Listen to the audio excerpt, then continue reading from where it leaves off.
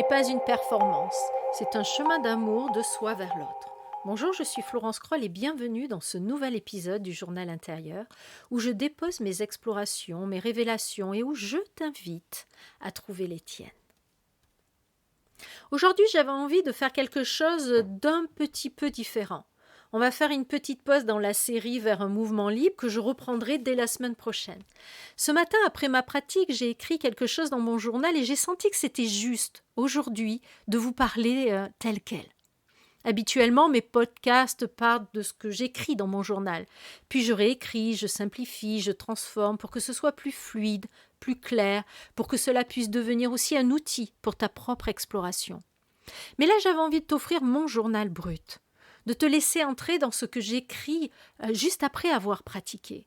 Il s'avère que ce matin, ce texte était déjà poétique, alors je l'ai laissé tel quel. Donc le thème d'aujourd'hui, c'est comment continuer sa pratique, ou plutôt, qu'est-ce qui m'a permis, moi, de continuer à pratiquer depuis plus de 25 ans et d'aimer cette pratique au point d'en faire le cœur de ma vie. Continuer sa pratique, c'est se laisser tomber amoureuse encore et encore du mouvement.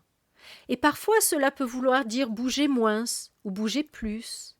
Laisser l'ego t'amener dans des postures difficiles, sans conscience. Mais juste pour y aller et réaliser que ça n'en valait pas la peine. Des fois, c'est aussi ne plus se laisser aller dans des postures compliquées. Au contraire, pour plonger plus profondément dans la conscience du mouvement. C'est aussi en se laissant explorer tous les angles que tu continues à pratiquer encore et encore, à regarder les différents angles de chaque exploration. Je me laisse aussi ne pas pratiquer pour me donner l'expérience de cela, pour me redonner envie de pratiquer.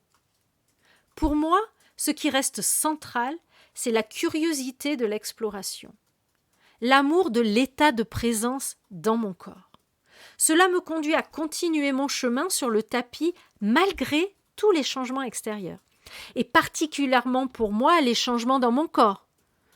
Les changements qui sont dus à ma ménopause, la prise de poids, moins envie de bouger, les changements erratiques de température. Je suis sûre qu'il y en a d'entre vous qui me comprennent.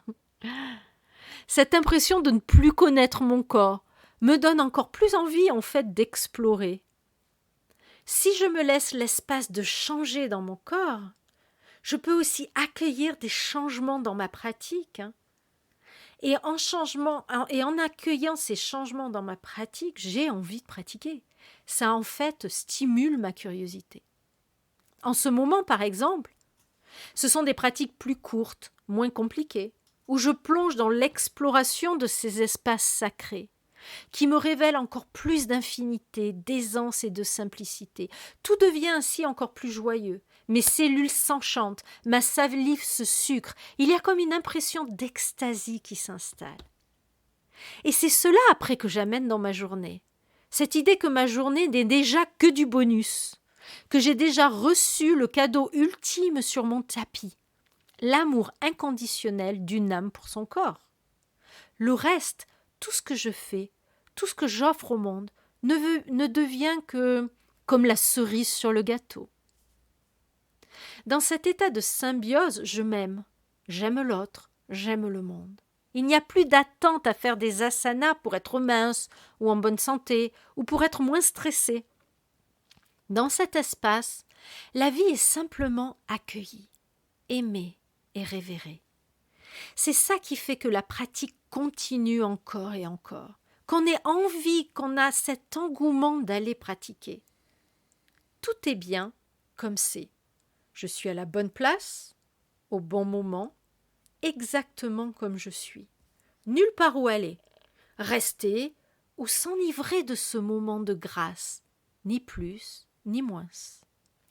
Sans cela, la pratique ne devient rien d'autre qu'une consommation, rien d'autre qu'autre chose sur la liste des nombreuses tâches de la journée.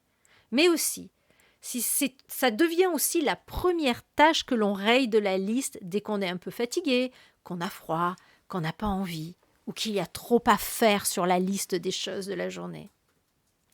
Se laisser adapter la pratique pour garder la curiosité pour la pratique a été pour moi une condition importante durant ces 25 dernières années. Elle ralentit peut-être un peu le contrôle du mental, dans le fait que l'on ajuste selon des résistances intérieures un peu plus. Mais quoi de bon si on stoppe totalement la pratique? Certainement pas cet état de grâce que je vis dans chacune de mes pratiques. Tout est dans l'intention, l'écoute et la présence et l'ouverture de recevoir.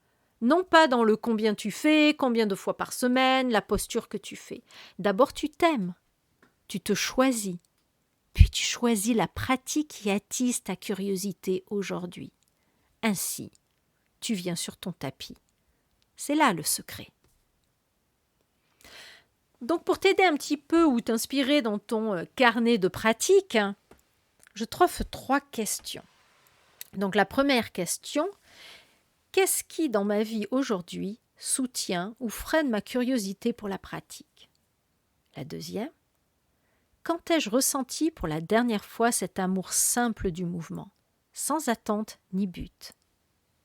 La troisième, si je laissais mon corps me guider demain, à quoi ressemblerait ma pratique?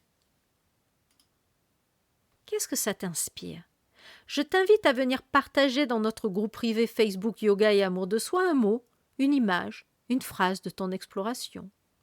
Et si tu sens que tu es prête à aller plus loin, à plonger plus profondément dans la pratique, je t'invite à rejoindre le studio en ligne Anuka Yoga, ANUKA yoga.com, où tu trouveras une pratique complète des salutations du soleil et un parcours progressif pour arriver à t'asseoir en méditation avec aisance et confiance. Le yoga n'est pas un chemin solitaire, c'est une danse de conscience que nous pouvons vivre ensemble. Merci d'avoir été là, merci de ton écoute, à très bientôt dans le souffle d'un nouvel épisode.